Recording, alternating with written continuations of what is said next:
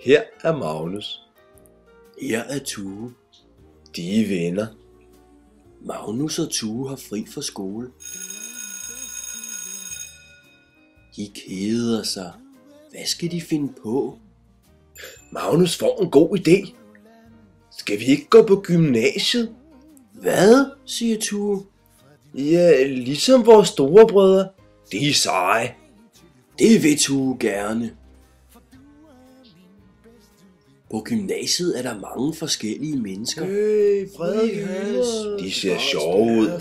Fuck systemet. Tue synes, de har noget sejt tøj. Han vil gerne ligne dem.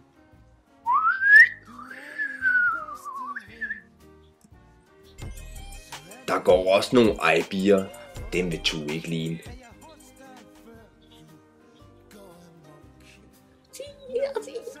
Se, siger Magnus. Der er damer. Se, siger Tue. Der er øl.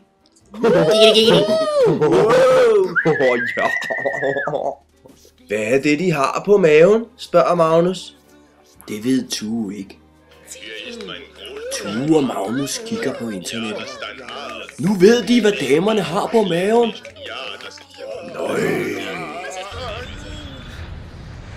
Tue og Magnus kan godt lide øl. De kan lide fisse. Og de kan lide fed rockmusik. Tue og Magnus kan ikke lide lektier. Og tømmermænd. Uha. Og mødre, der kigger ind på værelset, når man er på internettet.